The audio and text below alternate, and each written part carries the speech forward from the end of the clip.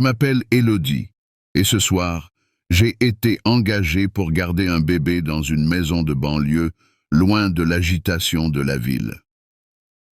Les parents de la petite fille, Amélie, m'ont laissé des instructions claires avant de partir pour un dîner important. Ils semblaient aimables et confiants, m'assurant que leur fille était très calme et facile à gérer. La maison était grande, bien plus grande que je ne l'avais imaginé.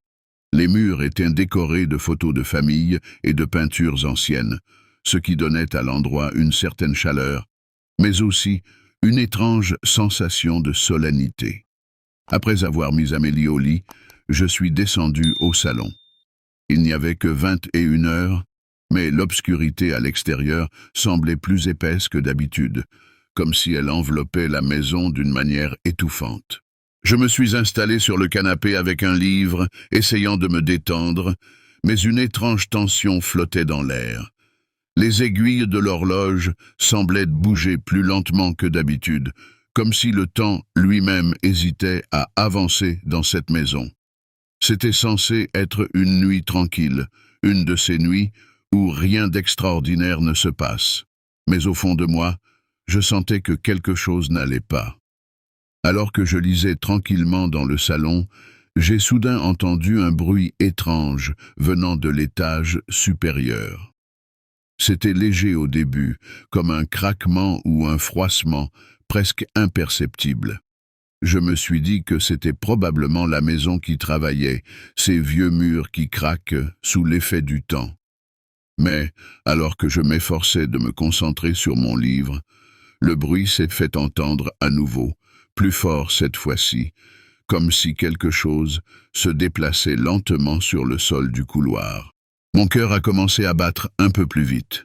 Peut-être que c'est juste un courant d'air, me suis-je dit pour me rassurer, mais l'inquiétude s'installait en moi.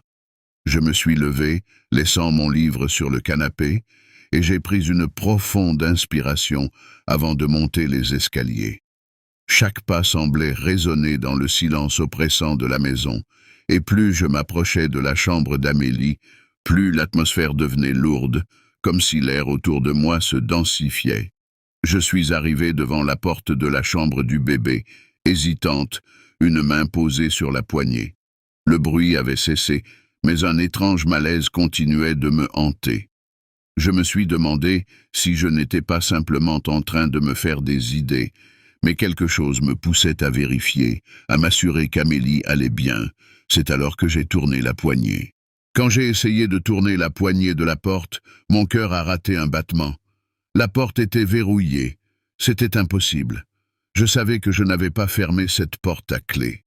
Amélie n'était qu'un bébé, incapable de faire cela elle-même. J'ai ressayé, forçant un peu plus, mais la porte ne bougeait pas. L'angoisse montait en moi. À ce moment précis, j'ai entendu Amélie pleurer de l'autre côté. Mais ce qui m'a glacé le sang, c'est que son petit cri de détresse n'était pas seul. Il y avait un autre son, plus bas, comme un murmure, une voix douce et inquiétante qui semblait chuchoter des mots que je ne pouvais pas comprendre. Je me suis figé, l'oreille collée contre la porte, essayant de saisir ce que cette voix disait, mais tout ce que je pouvais percevoir était une mélodie sinistre. La panique commençait à m'envahir. J'ai sorti mon téléphone et j'ai composé le numéro des parents d'Amélie. La sonnerie résonnait dans mes oreilles, interminable, mais personne ne répondait. Chaque seconde sans réponse augmentait ma peur, comme si quelque chose de terrible était sur le point de se produire. Je me sentais seul, désespérément seul, avec ce sentiment croissant que quelque chose ou quelqu'un était avec Amélie dans cette chambre, quelque chose que je ne pouvais pas voir, mais que je ressentais de tout mon être. Le temps semblait s'étirer à l'infini, alors que je restais là, figé devant cette porte verrouillée. Les pleurs d'Amélie se faisaient de plus en plus désespérés, tandis que la voix susurrante devenait plus insistante, presque autoritaire. Je sentais une sueur froide perler sur ma nuque, mes mains tremblaient alors que j'essayais, en vain, de forcer la porte. L'air autour de moi était devenu glacial, comme si une présence invisible avait pris possession de la maison.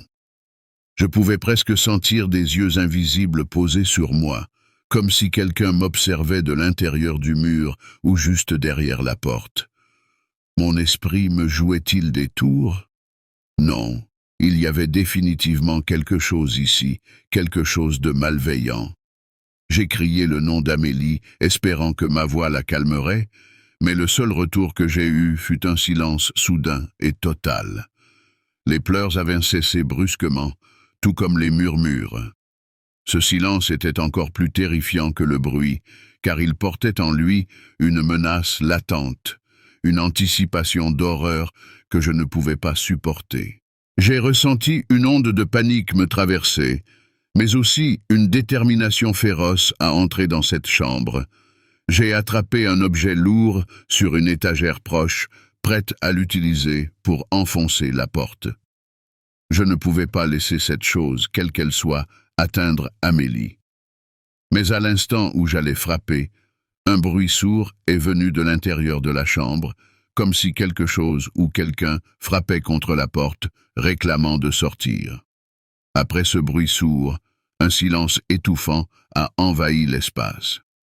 Pendant quelques secondes, je suis resté immobile, le souffle coupé, incapable de bouger. Puis, lentement, la poignée de la porte a commencé à tourner toute seule. Mon cœur battait à tout rompre, et un frisson glacial m'a parcouru l'échine. La porte s'est ouverte dans un grincement, dévoilant l'intérieur de la chambre d'Amélie. Je m'attendais au pire, mais ce que j'ai vu dépassait toutes mes craintes. La chambre était plongée dans une obscurité presque totale, sauf pour une lueur pâle qui émanait de l'endroit où se trouvait le berceau. Les rideaux étaient fermés, mais ils bougeaient légèrement, comme si une brise invisible les traversait. Amélie était allongée là, parfaitement calme, ses yeux grands ouverts, fixant le plafond. Mais ce qui m'a paralysé, c'était l'ombre qui se tenait au-dessus d'elle. Une silhouette indistincte, faite d'obscurité elle-même, se penchait sur le berceau, comme une ombre vivante, ou peut-être une entité issue d'un cauchemar. Elle ne bougeait pas, mais je pouvais sentir une présence malveillante émaner d'elle. Soudain, la silhouette s'est lentement tournée vers moi. Je n'ai pas pu voir de visage, seulement 2 points de ténèbres là où les yeux devraient être. Puis, sans un bruit, elle a commencé à se dissoudre dans l'air, comme une fumée noire qui s'évapore, laissant derrière elle une sensation de froid intense. Je me suis précipité vers Amélie, la prenant dans mes bras, et à ce moment-là, la lumière de la lampe sur la table de chevet s'est rallumée. Tout semblait redevenir normal, comme si rien de tout cela ne s'était produit. Mais je savais, au plus profond de moi, que cette nuit resterait gravée à jamais dans ma mémoire et que je ne pourrais jamais oublier ce que j'avais vu dans cette chambre. Je m'appelle Claire, et ce soir, j'avais accepté un petit boulot de babysitting pour une famille qui habite à l'autre bout de la ville. En arrivant devant la maison, une grande bâtisse ancienne située dans un quartier plutôt calme, j'ai ressenti un léger malaise. Les lampadaires éclairaient à peine la rue, et les maisons voisines semblaient vides, comme si tout le monde était déjà endormi. Les parents de l'enfant m'ont accueilli chaleureusement. Ils m'ont montré la chambre de Lucie, une petite fille adorable de 5 ans, et m'ont laissé des instructions avant de partir. Après les avoir salués, j'ai fait un tour rapide de la maison, vérifiant que tout était en ordre. Les pièces étaient spacieuses, mais l'obscurité et le silence qui régnaient à l'extérieur rendaient l'atmosphère étrange. Une fois Lucie couchée et endormie, je me suis installé dans le salon, un grand canapé moelleux sous moi et un livre à la main. Je me suis dit que c'était l'endroit parfait pour passer une soirée tranquille. Pourtant, au fond de moi, je ne pouvais m'empêcher de sentir une certaine inquiétude, comme si quelque chose n'allait pas. Je me suis dit que c'était probablement le fait d'être dans une maison inconnue, avec le vent qui faisait craquer les vieux murs. J'essayais de me détendre, mais cette sensation de malaise ne me quittait pas. Cela faisait peut-être 1 heure que je lisais, quand soudain, la sonnette de la porte d'entrée a retenti, 1 fois, puis 2, puis 3, de façon pressante. Mon cœur a immédiatement commencé à battre plus vite. Qui pouvait bien venir à cette heure-ci? Il était déjà tard, et les parents de Lucie ne m'avaient pas dit qu'ils attendaient quelqu'un. Je me suis levé doucement, essayant de ne pas faire de bruit, et je me suis dirigé vers la porte. Par précaution, j'ai jeté un coup d'œil par la petite fenêtre à côté de l'entrée. C'est là que je l'ai vu. Un homme se tenait là, juste devant la porte, l'air nerveux. Ses vêtements étaient froissés, et il avait l'air d'avoir marché longtemps. Il a jeté un regard rapide autour de lui, avant de se pencher à nouveau vers la porte, appuyant de nouveau sur la sonnette. Il a parlé à travers la porte, sa voix légèrement tremblante. « Excusez-moi, mademoiselle, mon véhicule est tombé en panne juste en bas de la route. Pourrais-je utiliser votre téléphone, s'il vous plaît ?» Quelque chose en lui me mettait mal à l'aise. Peut-être était-ce son insistance ou la manière dont il évitait de regarder directement la maison. Je ne savais pas quoi faire, mais tout en moi me criait de ne pas lui ouvrir. « Je suis désolé, je ne peux pas vous laisser entrer, » ai-je répondu, la voix plus tremblante que je ne l'aurais voulu. Mais il ne bougeait pas. Il a continué à fixer la porte pendant un long moment, comme s'il attendait que je change d'avis. Puis, sans dire un mot de plus, il a commencé à contourner la maison et mon malaise s'est transformé en peur réelle. Mon cœur battait à tout rompre alors que je le regardais disparaître dans l'obscurité, contournant la maison. Je me suis précipité pour m'assurer que toutes les portes et fenêtres étaient bien verrouillées. À chaque pas que je faisais, l'angoisse montait en moi. Je ne pouvais pas m'empêcher de penser à Lucie, endormie à l'étage, innocente et sans défense. Je devais la protéger à tout prix. Alors que je verrouillais la porte de la cuisine, j'ai entendu un bruit à l'extérieur, suivi d'une légère secousse à la poignée. Mon sang s'est glacé. L'homme était maintenant de l'autre côté, essayant de forcer l'entrée.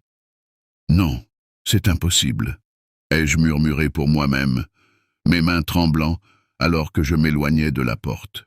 Je me suis précipité vers le salon, attrapant mon téléphone pour appeler la police. En essayant de composer le numéro, mes doigts n'arrêtaient pas de trembler et il m'a fallu plusieurs tentatives avant de réussir. La voix de l'opérateur, calme et professionnelle, m'a légèrement rassuré, mais la réponse m'a donné un nouveau coup de panique. La maison était dans une zone isolée et une patrouille prendrait du temps pour arriver. Pendant ce temps, je pouvais entendre l'homme à l'extérieur, circulant autour de la maison, testant chaque porte et chaque fenêtre, cherchant une faille. Chaque bruit, chaque craquement me faisait sursauter. Mon esprit se débattait entre le besoin de protéger Lucie et la terreur pure qui commençait à m'envahir. Je savais que je devais rester calme, mais l'idée d'être piégé avec cet homme à l'extérieur me donnait l'impression que les murs de la maison se refermaient sur moi. Les minutes semblaient s'étirer en heures. J'étais terrifié. Chaque bruit venant de l'extérieur résonnait dans la maison vide, amplifiant ma peur. J'ai pris Lucie dans mes bras et je l'ai emmenée dans la salle de bain à l'étage, la pièce la plus éloignée de toute porte ou fenêtre. J'ai verrouillé la porte derrière nous, espérant que cela nous donnerait un peu de sécurité. Lucie dormait encore profondément, ignorant le cauchemar qui se déroulait autour de nous. Je me suis assise sur le sol, le téléphone serré dans ma main, essayant de calmer ma respiration. De temps en temps, je pouvais entendre l'homme murmurer quelque chose dehors, mais je n'arrivais pas à comprendre ses mots. Puis, soudain, j'ai entendu un bruit sourd venant du bas. Mon cœur a failli s'arrêter. Il avait trouvé une fenêtre que je n'avais pas verrouillée. Un courant d'air glacial a parcouru la maison, suivi du grincement sinistre de la fenêtre qui s'ouvrait lentement. Je pouvais à peine respirer. Je savais qu'il ne me restait plus beaucoup de temps avant qu'il n'entre dans la maison. J'ai tenu Lucie contre moi, essayant de réfléchir à ce que je devais faire. Les sirènes de la police semblaient encore lointaines, un bruit presque imperceptible. C'était comme si le temps était suspendu, chaque seconde devenant plus insupportable que la précédente. Puis, j'ai entendu des pas dans le couloir en bas. Il était à l'intérieur. Mon esprit s'embrouillait, cherchant désespérément une issue.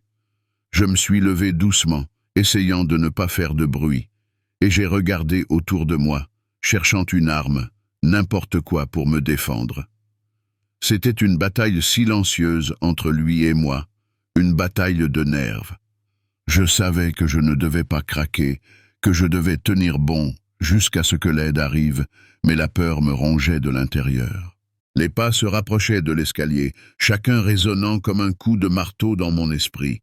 J'étais pétrifié, mon corps refusait de bouger, mais mon instinct de survie prenait le dessus. J'ai pris une grande inspiration et me suis placé devant la porte, prête à tout pour protéger Lucie. Le bruit des sirènes se faisait maintenant plus clair, mais j'ignorais si elles arriveraient à temps. Puis, j'ai entendu le premier craquement de l'escalier, suivi d'un deuxième. Il montait. Mon cœur battait si fort que j'avais l'impression qu'il allait exploser. Je me suis agrippé à la poignée de la porte, me préparant au pire. Soudain, il y a eu un grand fracas, puis des bruits de pas rapides et lourds. J'ai compris que les policiers étaient arrivés et avaient forcé l'entrée de la maison. Le soulagement m'a envahi, mais il était de courte durée. J'ai entendu des cris et des ordres aboyés par les policiers, suivis d'un silence lourd. Quelques minutes plus tard, on a frappé doucement à la porte de la salle de bain. « Mademoiselle, c'est la police. Vous pouvez sortir, c'est terminé. » Je me suis effondré de soulagement, les larmes coulant enfin sur mon visage. J'ai ouvert la porte et les policiers m'ont aidé à sortir, Lucie toujours endormie dans mes bras. En descendant, j'ai vu que l'homme avait disparu, laissant derrière lui une fenêtre brisée et un silence oppressant. Alors que nous sortions de la maison, un agent m'a remis un petit morceau de papier qu'ils avaient trouvé près de l'entrée. Sur celui-ci, il y avait une phrase gribouillée à la hâte. « Je reviendrai ». Cette nuit-là, j'ai su que ma vie ne serait plus jamais la même. Chaque ombre, chaque bruit dans la nuit me rappellerait cet instant où j'étais confronté à la véritable terreur. Je m'appelle Sophie, et il y a quelque temps, j'ai accepté un emploi de nourrice pour une petite fille prénommée Adèle. La maison où je devais travailler était une vieille bâtisse située en bordure de la ville. Une de ces demeures anciennes, imposantes et mystérieuses, avec ses volets en bois craquelés et ses murs recouverts de lierre. Dès mon arrivée, une sensation étrange m'a envahi, comme si cette maison portait en elle un poids invisible, une présence silencieuse. Les parents d'Adèle, Monsieur et Madame Durand, m'ont accueilli avec une certaine réserve. Ils m'ont fait visiter la maison rapidement, en insistant sur la salle de bain du premier étage, où Adèle prenait son bain chaque soir. « C'est une pièce que nous utilisons rarement », m'a dit Madame Durand, avec un sourire que je n'ai pu m'empêcher de trouver un peu nerveux. La salle de bain, avec ses vieux carreaux et son miroir ancien, me donnait une sensation de froid, malgré la chaleur de l'eau qui s'en échappait. Adèle était une enfant douce, mais étrangement silencieuse. Ses grands yeux sombres semblaient toujours absorbés dans une pensée lointaine, et elle ne parlait que très peu, presque comme si les mots lui étaient étrangers. Cette atmosphère pesante, ce silence constant, tout cela ajoutait à mon malaise. Ma routine a vite pris forme. Je m'occupais d'Adèle, veillant à ce qu'elle prenne son bain, mange son dîner, puis je l'abordais avant de prendre un moment pour moi-même dans la salle de bain. Chaque soir, en fermant la porte derrière moi, je ressentais une sensation de froid inexplicable, un frisson qui parcourait mon dos. Cette maison, ces murs anciens, semblaient murmurer des secrets que j'étais encore loin de découvrir. Tout a commencé un soir comme les autres. Adèle était déjà endormie et j'avais pris l'habitude de m'enfermer dans la salle de bain pour profiter d'une douche chaude, un moment de détente bien mérité après une journée chargée. Ce soir-là, après avoir coupé l'eau, je me suis dirigé vers le miroir pour essuyer la buée qui s'y était formée. C'est alors que je l'ai vu pour la première fois. Au début, je pensais que mes yeux me jouaient des tours, que c'était simplement une marque laissée par la vapeur. Mais en y regardant de plus près, j'ai pu déchiffrer des lettres formant un mot simple. Bonjour. Je me suis figé. Qui avait écrit ça? J'étais seul dans la maison avec Adèle, et elle dormait depuis longtemps. Je me suis dit que c'était peut-être une vieille trace, une écriture laissée par l'un des membres de la famille qui réapparaissait avec la vapeur. Le lendemain, en passant devant le miroir, j'ai pris soin de vérifier s'il y avait encore des traces visibles, mais rien. Le verre était parfaitement lisse et propre. J'ai décidé de ne pas en parler au Durand, pensant que ce n'était rien de plus qu'une coïncidence. Mais la nuit suivante, après ma douche, un autre mot est apparu. Qui est là? Cette fois, mon cœur s'est emballé. Je suis resté planté devant le miroir, sentant une sueur froide perler sur ma peau encore humide. Il n'y avait aucun doute, quelqu'un ou quelque chose écrivait ces mots, mais je ne pouvais expliquer comment ni pourquoi. Je me suis forcé à sourire de cette situation, me disant que c'était peut-être une farce, que j'étais peut-être simplement trop fatigué, trop imaginative. Mais une partie de moi ne pouvait ignorer la sensation d'inquiétude qui commençait à grandir en moi. Les jours suivants, les messages sur le miroir sont devenus plus fréquents et surtout plus troublants. Ce n'étaient plus de simples salutations, mais des phrases qui semblaient destinées à moi personnellement. Un soir, après ma douche, j'ai découvert les mots « Je te vois ». Mon sang s'est glacé. Quelqu'un ou quelque chose m'observait, ici même, dans cette maison. J'ai essayé de rationaliser, de me dire que c'était impossible, que c'était une coïncidence ou une mauvaise blague. Mais les mots continuaient à apparaître chaque soir, et ils devenaient de plus en plus personnels. « Pourquoi es-tu venu ici ? Tu n'es pas la bienvenue. Je connais ton secret. » Ce dernier message m'a coupé le souffle. Quel secret? Qui pouvait savoir quoi que ce soit de moi? À partir de ce moment, je me suis mise à redouter le moment de la douche. Chaque fois que je fermais la porte de la salle de bain, je sentais une présence derrière moi, quelque chose d'invisible, mais terriblement réel.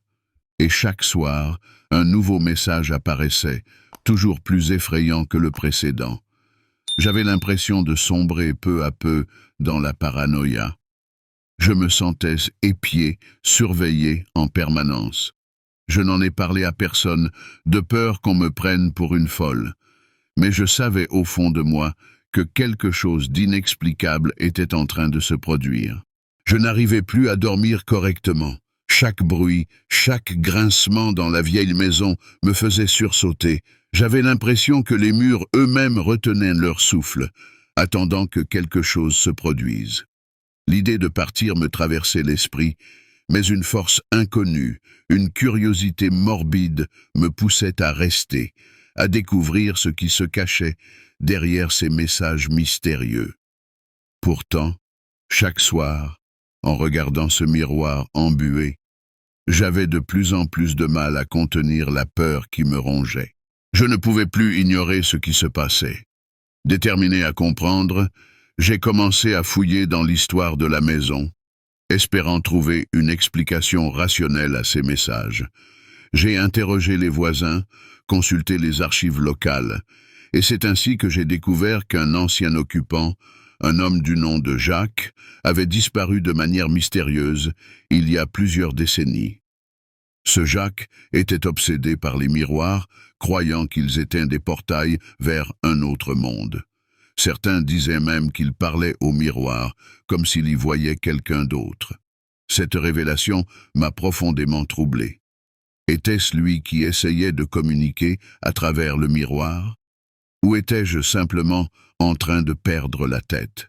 Mes nuits étaient devenues un véritable cauchemar. Je n'osais plus me regarder dans le miroir de la salle de bain, et pourtant, une force irrésistible m'y attirait chaque soir, comme si je n'avais pas le choix. Mon état mental se détériorait rapidement. Je commençais à entendre des murmures, des voix indistinctes qui semblaient émaner des murs eux-mêmes. Lorsque je me promenais dans la maison, j'avais constamment l'impression que quelqu'un ou quelque chose se trouvait juste derrière moi, prêt à me toucher, mais quand je me retournais, il n'y avait rien. La maison, autrefois silencieuse, était maintenant pleine de bruit que je ne pouvais pas expliquer. Des grincements, des pas furtifs, des chuchotements.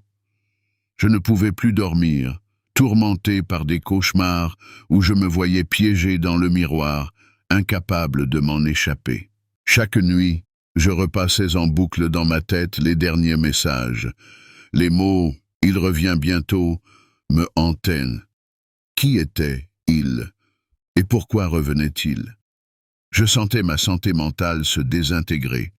J'avais du mal à distinguer la réalité de mes hallucinations.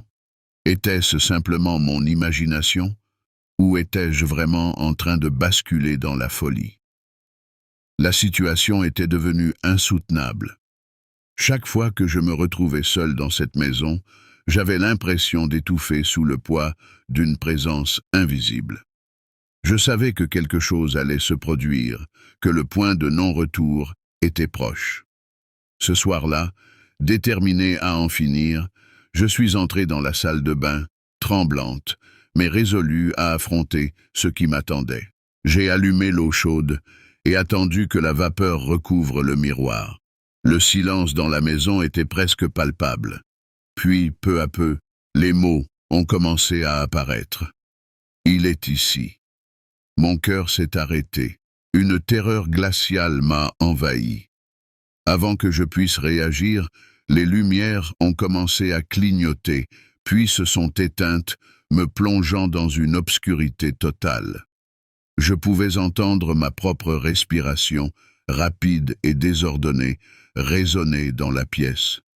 Je me suis approché du miroir, mon reflet à peine visible dans l'obscurité. C'est alors que je l'ai vu. Une silhouette se dessinait derrière moi, indistincte, mais terriblement réelle. Ce n'était pas un reflet. Quelqu'un ou quelque chose était là, avec moi.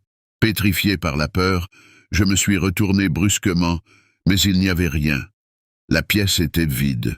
Pourtant, en revenant face au miroir, la silhouette était encore là, plus proche, si proche que je pouvais presque sentir son souffle sur ma nuque.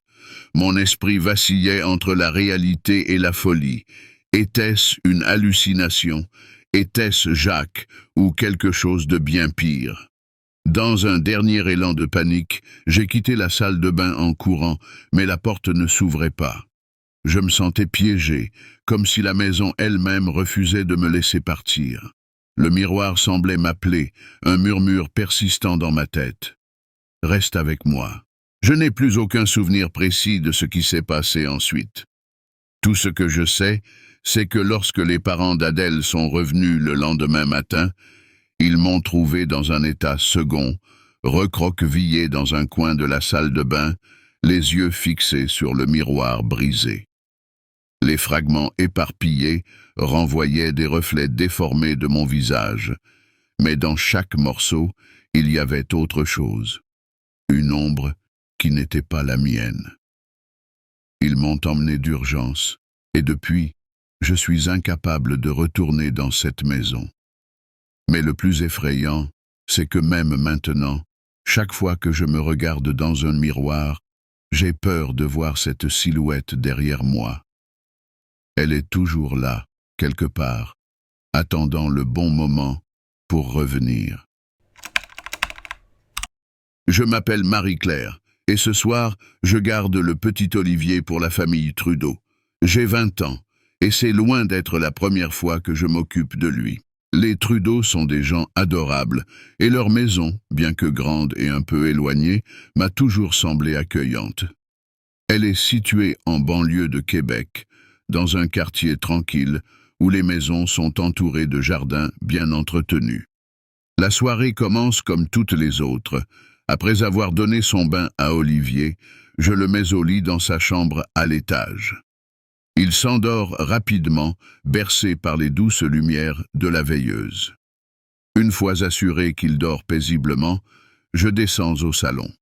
Je m'installe confortablement sur le canapé avec une couverture, prête à passer une soirée tranquille devant un film. La maison est silencieuse, à l'exception du léger bruit blanc du moniteur de bébé posé sur la table à côté de moi.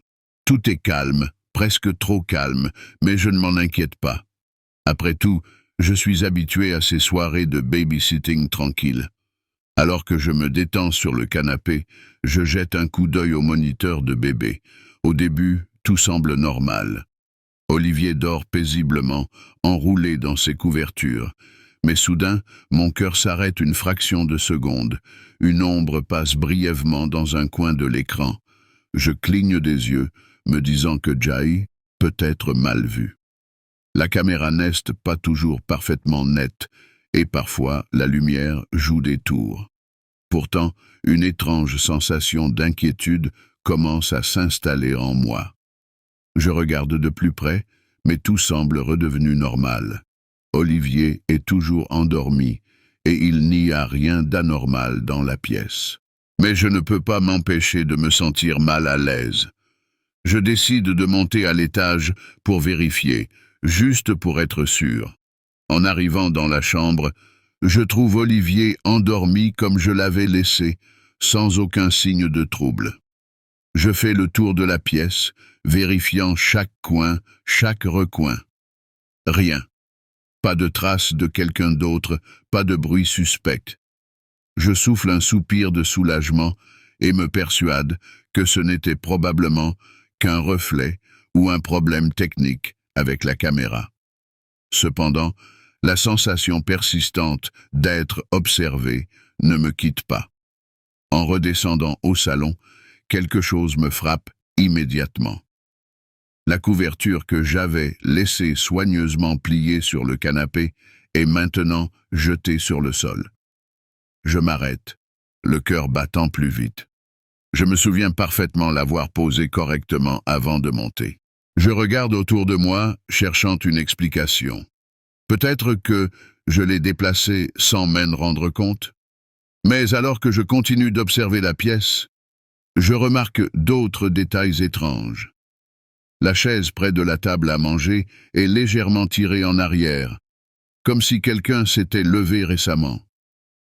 Et, plus inquiétante encore, la porte des arrière-cours, que j'avais fermée et verrouillée en arrivant, est maintenant entr'ouverte. Mon souffle se coupe. J'étais certaine d'avoir verrouillé cette porte. L'air froid de l'extérieur pénètre doucement dans la maison, me faisant frissonner. Quelqu'un est-il entré pendant que j'étais à l'étage? L'idée me glace le sang. Je m'approche de la porte, mon esprit tournant à toute vitesse. Est-ce que j'ai oublié de la fermer correctement, ou est-ce que quelqu'un d'autre l'a ouverte? Je referme la porte avec précaution, m'assurant cette fois qu'elle est bien verrouillée. Mais l'inquiétude commence à se transformer en peur. Je sens que quelque chose ne va pas, mais je ne sais pas encore à quel point. Je retourne au salon, essayant de reprendre mon calme, mais l'inquiétude me ronge. Chaque petit bruit me semble soudainement amplifié. Le tic-tac de l'horloge, le craquement du bois sous mes pieds. Tout me paraît suspect. Je commence à vérifier toutes les portes et fenêtres, m'assurant qu'elles sont bien verrouillées. J'ai l'impression que les ombres dans la maison bougent à chaque coin de l'œil. Je tente de rationaliser, de me dire que c'est juste mon imagination qui me joue des tours. Mais au fond de moi, je sais que quelque chose ne va pas. Soudain, j'entends un bruit venant de l'étage. C'est léger, presque imperceptible, mais clairement des pas. Mon cœur s'emballe. Est-ce que quelqu'un est dans la maison avec nous? Mon instinct me pousse à monter pour protéger Olivier, mais la peur me cloue sur place. Je prends mon téléphone pour appeler les parents d'Olivier, mais il n'y a aucun signal. Impossible de joindre qui que ce soit. Le téléphone fixe de la maison est également muet. Je suis complètement isolé, sans moyen de demander de l'aide. La panique monte en moi. Je suis seul avec Olivier et je dois le protéger à tout prix. J'attrape un objet lourd, un chandelier en métal, et commence à monter les escaliers, chaque pas plus lourd que le précédent, déterminé à affronter ce qui se cache dans l'obscurité. Je monte les escaliers lentement, chaque bruit semblant résonner dans la maison silencieuse. Le chandelier en métal est fermement serré dans ma main tremblante. Arrivé devant la porte de la chambre d'Olivier, je m'arrête un instant pour écouter. Tout semble calme, trop calme. Je pousse la porte et entre précipitamment. Olivier dort toujours paisiblement dans son berceau, mais quand je regarde le moniteur de...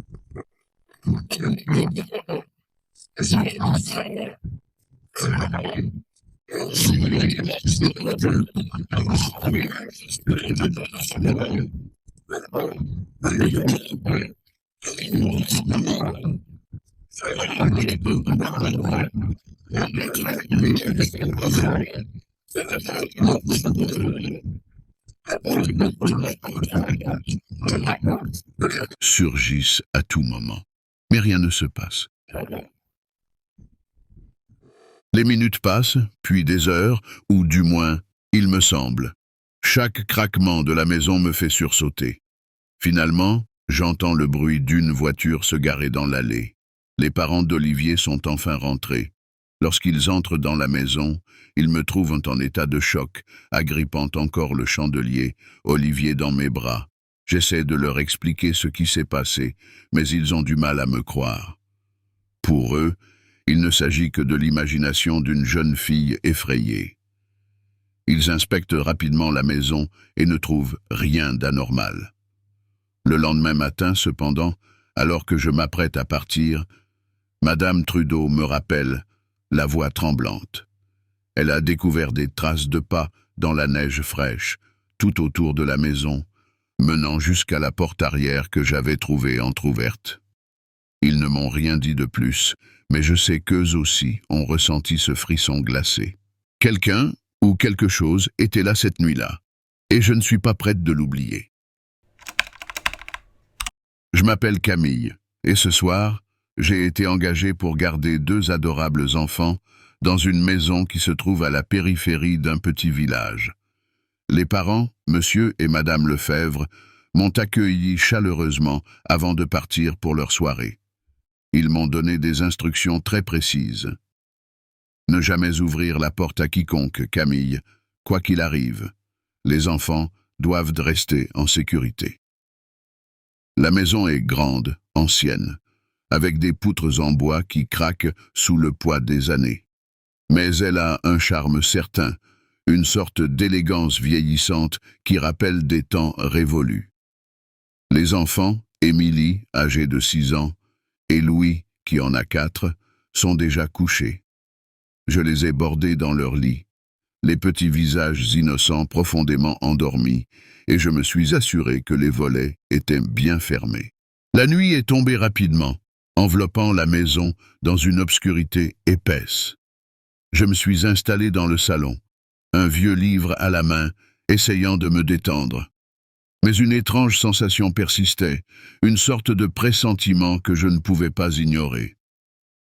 Peut-être était-ce simplement la solitude dans cette maison silencieuse, ou peut-être le souvenir des avertissements insistants de Madame Lefebvre qui résonnaient dans mon esprit. Je m'étais installé confortablement dans le grand fauteuil en velours du salon, le livre ouvert sur mes genoux, mais mon esprit n'était pas concentré sur les mots. J'avais l'impression que quelque chose n'allait pas. Je me disais que c'était peut-être juste l'angoisse d'être seul dans une maison aussi grande, mais une partie de moi restait sur ses gardes. Soudain, un léger bruit a attiré mon attention. Au début, c'était à peine perceptible, comme un froissement doux quelque part près de la porte d'entrée. J'ai levé la tête, les oreilles tendues, essayant de capter à nouveau le son. Après quelques instants de silence, j'ai entendu une légère touche sur la porte, comme si quelqu'un effleurait le bois du bout des doigts. Mon cœur a sauté un battement. Je me suis redressé dans mon fauteuil, hésitant entre ignorer ce bruit et aller vérifier. C'est sûrement le vent, me suis-je dit, pour me rassurer. La maison est ancienne. Les murs et les fenêtres laissent passer des courants d'air qui font souvent grincer les portes. Mais la sensation d'inquiétude n'a pas disparu. Les bruits sont revenus, cette fois un peu plus forts, comme si quelqu'un testait doucement la poignée de la porte. J'ai jeté un coup d'œil à l'horloge au-dessus de la cheminée. Il était à peine 22 heures, trop tôt pour que les Lefebvre soient déjà de retour. Mon cœur battait plus vite maintenant, un sentiment de malaise grandissant dans ma poitrine. Pourtant, j'ai continué à me convaincre que ce n'était rien, que j'étais juste trop nerveuse. Après tout, qui viendrait ici à cette heure, dans un village aussi calme? Les bruits ont continué, devenant de plus en plus insistants. Cette fois, ce n'était plus seulement des légères touches sur la porte, mais des grattements, comme si quelque chose ou quelqu'un essayait réellement d'entrer. Le bruit résonnait dans la maison silencieuse, chaque nouveau son accentuant la tension qui montait en moi. Je me suis levé lentement du fauteuil, mes jambes légèrement tremblantes. Je ne pouvais plus ignorer ce qui se passait. J'ai marché vers la porte, essayant de ne pas faire de bruit, mon cœur battant à toute vitesse. Quand je suis arrivé devant, j'ai tendu l'oreille. Les grattements se sont arrêtés, remplacés par un silence oppressant. C'est à ce moment-là que j'ai réalisé que ma respiration était devenue rapide et saccadée. Je savais que je ne devais pas ouvrir la porte. Les mots de Madame Lefebvre résonnaient dans ma tête. Ne jamais ouvrir, quoi qu'il arrive. Mais ma curiosité l'a emporté. J'ai posé ma main sur la poignée, puis je me suis penché vers le Judas, mon cœur battant dans mes tempes. Quand j'ai regardé à travers, j'ai senti un frisson glacial parcourir ma colonne vertébrale. Juste de l'autre côté, dans l'obscurité, une silhouette encapuchonnée se tenait là, immobile. La capuche cachait son visage, mais je pouvais voir l'ombre de son corps, une présence imposante et sinistre qui semblait attendre. Mon souffle s'est coupé. Cette personne, ou plutôt cette chose, ne faisait aucun mouvement, ne frappait plus. Elle se contentait de rester là, comme si elle savait que j'étais en train de la regarder. Mon instinct me criait de m'éloigner de la porte, de courir vers les enfants et de me barricader, mais je n'arrivais pas à bouger. Quelque chose dans cette présence m'immobilisait. Un sentiment profond que ce n'était pas une simple personne de l'extérieur. Je suis resté figé devant la porte, les yeux rivés sur cette silhouette encapuchonnée. Les secondes s'étiraient et chaque battement de mon cœur résonnait dans ma tête comme un tambour. Puis, soudainement, la figure a commencé à bouger. Elle n'a pas frappé, elle n'a pas essayé de forcer la porte. Elle a simplement incliné la tête, comme si elle savait que je la regardais, comme si elle pouvait sentir ma peur à travers le bois et le verre. Une terreur pure m'a envahi. Je me suis précipité en arrière, m'éloignant de la porte, tremblante de la tête aux pieds. Je devais faire quelque chose, prévenir quelqu'un.